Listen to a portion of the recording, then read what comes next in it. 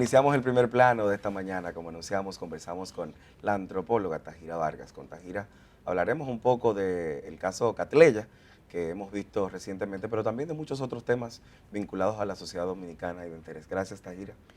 De nada, gracias a ustedes por la invitación.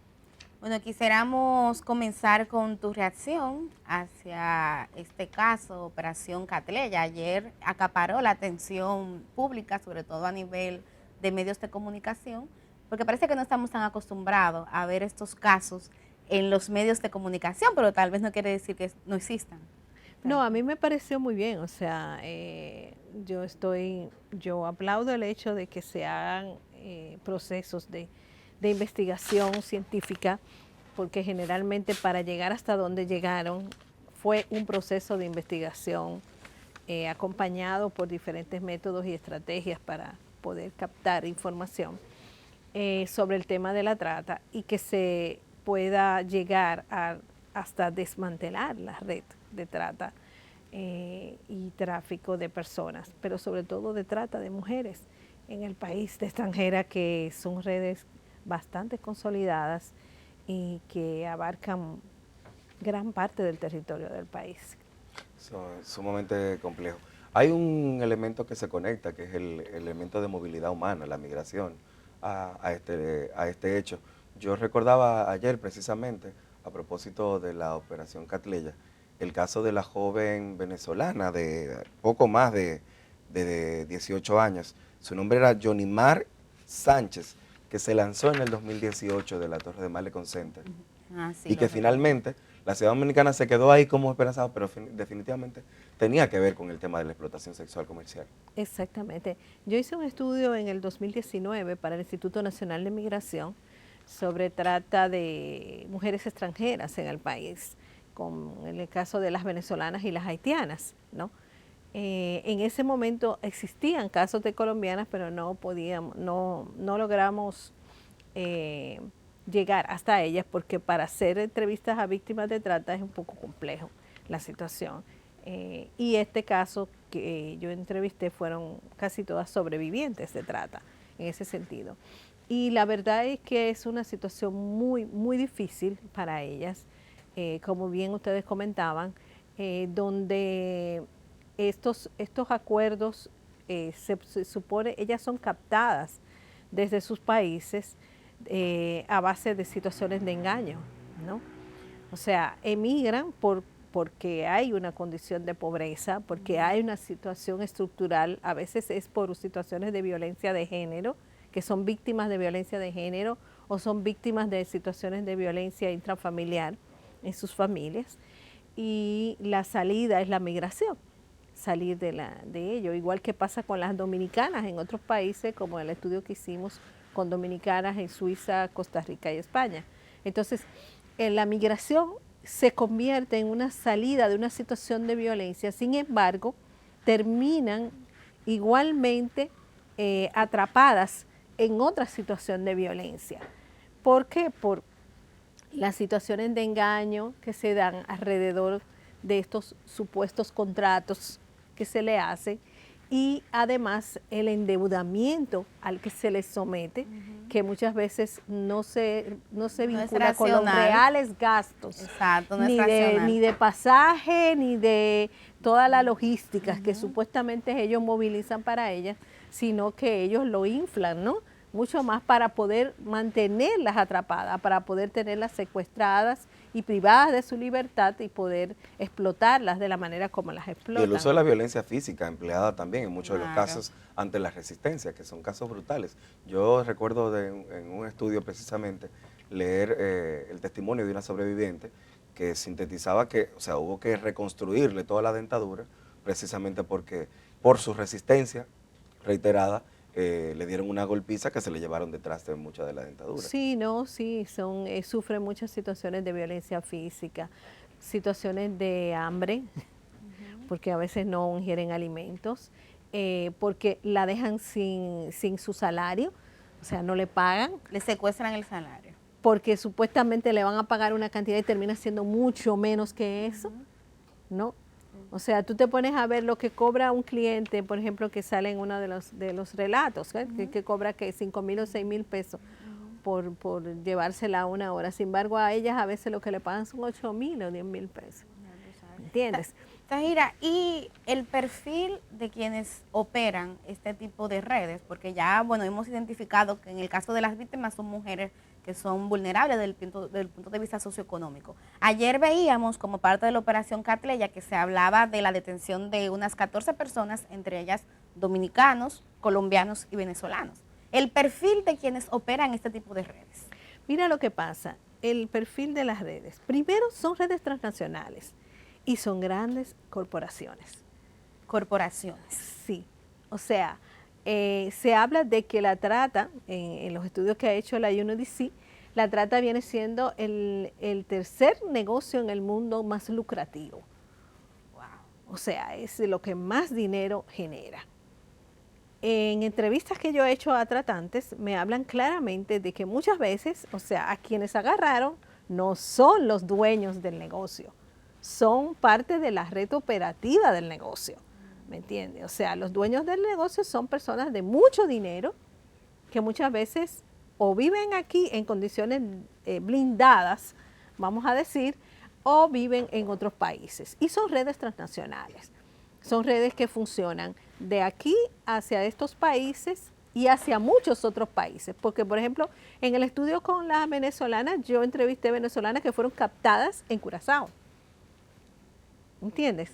O sea, no son solo en su país que funcionan estas redes, funcionan en muchos otros países y van captando a estas mujeres a través de las redes sociales, a veces a través de plataformas de internet, ¿no? A través de relaciones primarias, relaciones de confianza, que es lo que provoca que ellas confíen en que alguien supuestamente le ha dicho de su familia o amigo que esta persona que la está contratando, que la está captando, realmente le va a pagar lo que dice que le va a pagar y que va a trabajar en las condiciones en que ellos dicen que van a trabajar. O sea, muchas veces le dicen que van a trabajar como camareras en un restaurante y terminan explotándola, ¿no?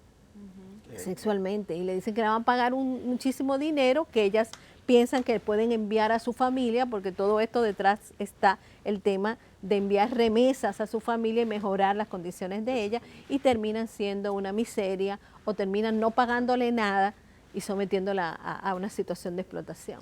Además de la red que opera de forma criminal, hay un elemento que me llamaba la atención en unos testimonios que daban algunas de las personas de la zona, acá en el Distrito Nacional, en la zona de Gasco. Y era un pequeño comerciante que decía que él lamentaba porque él sabía que a partir de ahí eso le iba a afectar, porque esas mujeres llaman al colmado, piden comida, piden alimentos, piden cosas para el cuidado y demás. También increíble ver cómo funciona el entramado comunitario que es consciente, es decir, los vecinos y las vecinas de la torre y de ese hotel no era cierto que no se daban cuenta del nivel de actividad que había. No estamos hablando de 5, de 6 personas, estamos hablando de varios apartamentos y de una movilidad dentro del edificio vinculada con esta actividad. Sí, mira, lo que tú dices es un elemento importante. La gente se entera de que está pasando algo raro. La gente sabe que ahí hay un movimiento de personas extranjeras, de mujeres. Ha escuchado gritos, seguro, porque hay situaciones de violencia en que son sometidas estas mujeres, de violencia física, de violencia sexual. Son obligadas a actos a los que ellas no están de acuerdo con realizarlos. Son obligadas a consumo de sustancias que tampoco ellas están de acuerdo, ¿no? Entonces, todas estas situaciones de violencia son vividas por ellas, pero muchas veces salen fuera de ese escenario. Pero la gente no se atreve a denunciar ni a decir, porque en este país está el tema de que no se sabe quién está detrás. Claro. Y no se sabe si es alguien de poder. Y si yo denuncio, entonces quien se afecta soy yo, como siempre pasa, ¿no? Sí.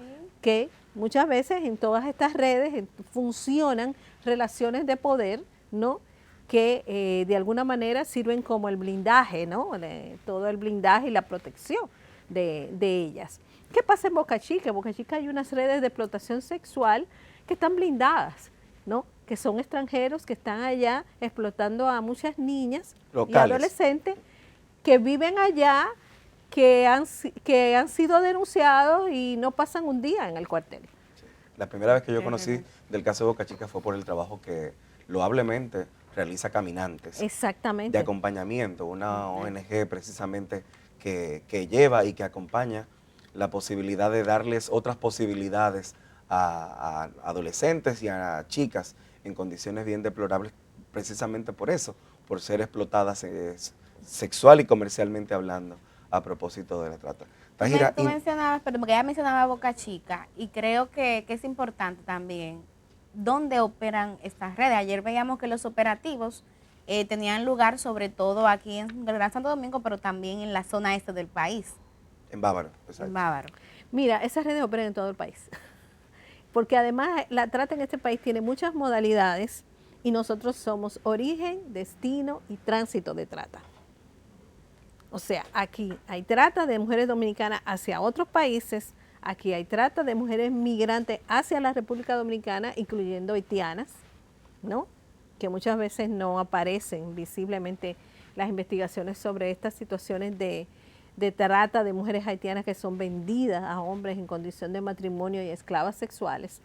Hay trata todavía hoy. ¿Y por qué no se visibiliza las víctimas que son de nacionalidad por el tema haitiana? de las denuncias, porque la situación de irregularidad de las haitianas no es igual para una colombiana que para una haitiana. Una haitiana no se atreve a ir a denunciar porque piensa que la van a deportar. Además de que muchas veces en la zona donde ellas viven y que están viviendo una situación de esclavitud y de secuestro, está migración recogiendo a todo el que aparece. Con lo cual hay una situación de vulnerabilidad doble. Extrema, ¿me entiendes? Una población que está permanentemente en miedo, permanentemente insegura, vive en este país en unas condiciones de mucha inseguridad, de mucho miedo y de mucha vulnerabilidad. Y todas las situaciones de explotación en que vive esa población se hace difícil desmantelarlas por la misma situación migratoria que ellas tienen, esas personas tienen. Entonces, por eso es difícil como captarla, pero lo que quería insistir en que es todo el territorio, o sea, no es solo, claro, en las zonas turísticas funcionan muchas modalidades y se complejiza muchísimo, pero sí es todo el territorio del país. Ahí preguntarte, Tajira, porque evidentemente en el tema de la trata hay un elemento de explotación y un elemento de explotadas, en este caso, pero también cómo puede analizarse y qué nivel de responsabilidad también tiene la perpetuación de esta desigualdad, el tema de quienes consumen estos servicios, que evidentemente en muchos casos conocen y saben de las condiciones deplorables y a pesar de ello no hay denuncias y hay simplemente se benefician de un eso. Beneficio exactamente. Sí, mira, eso que tú dices es muy importante. Una de las campañas que han desarrollado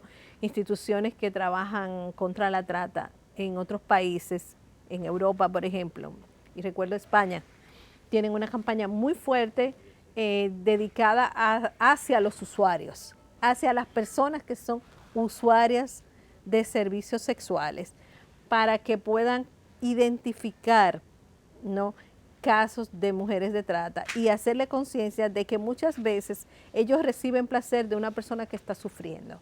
Terrible esa figura, ¿eh? O sea, tú estás recibiendo placer de alguien que está sufriendo y que está viviendo una situación de mucho sufrimiento.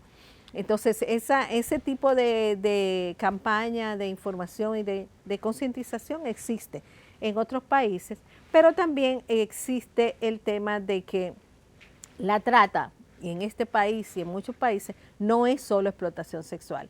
Y eso genera que se invisibilicen las otras modalidades. La pregunta que tú me decías, ¿por qué no se conoce?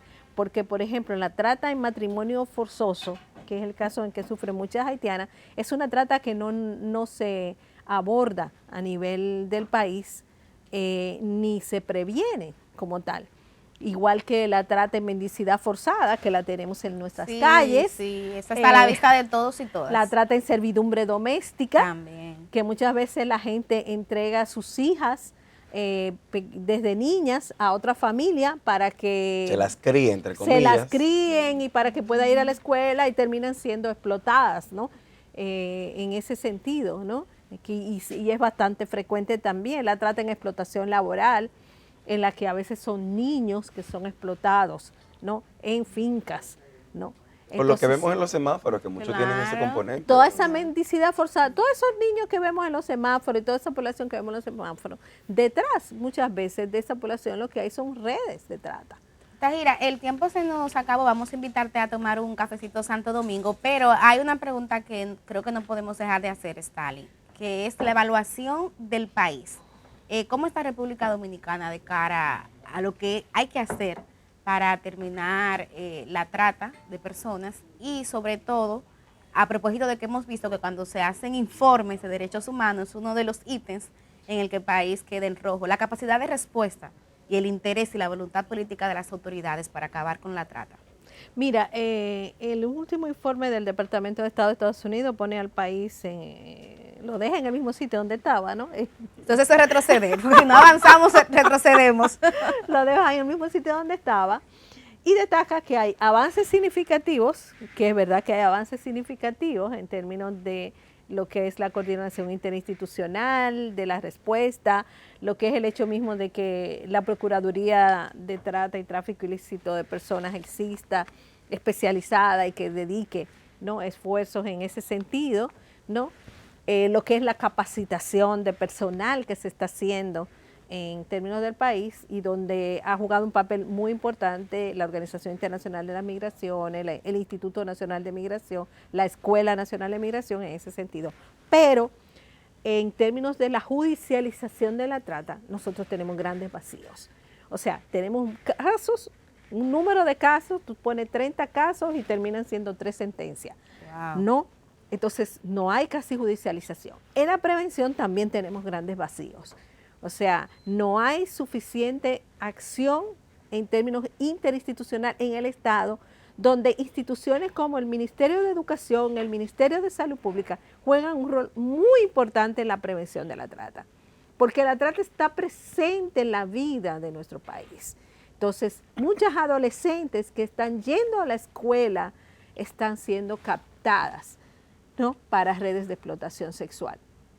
Entonces, si la educación no se involucra en la prevención, estamos en rojo. Y igual pasa en salud. Muchos casos de violencia llegan a los hospitales y son de personas que están siendo víctimas de trata. Entonces, es un tema que tenemos que trabajar. Además de que nosotros tenemos que revisar nuestras políticas migratorias.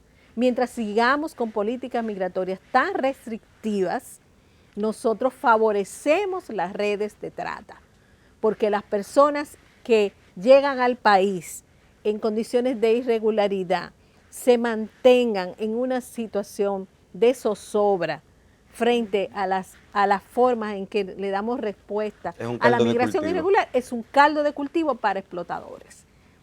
Entonces, esos son los puntos claves que nosotros tenemos, que son grandes vacíos en la respuesta de la trata y que involucran a muchas instancias, no solo a la Procuraduría de Trata y Tráfico Ilícito, sino a muchas instancias y muchos sectores del país con respecto a la respuesta. Ahí la recomendación Sí. al Estado Dominicano, sobre todo ahora que el turismo es uno de los principales rubros, ¿no?, en lo que le estamos dedicando atención, quizás desde la perspectiva de responsabilidad social, pues comenzar a ponerle un poco más de ojo a este tema. Así es. Bueno, muchísimas gracias a Tahira Vargas, antropóloga, articulista. Un placer, Tahira, tenerte aquí en 1+1. Igual para mí estar con ustedes. Vámonos a la ustedes, pausa exactamente. y al regresar vamos a estar hablando sobre una actividad en el plano cultural, hoy que es viernes, a propósito de ello, y vamos a estar conversando con Camila Minerva Rodríguez, precisamente de la Fundación Hermanas Mirabal, a propósito de una obra de teatro que yo sé que ya ustedes han visto por ahí algunas piezas publicitarias. Quédese con nosotros.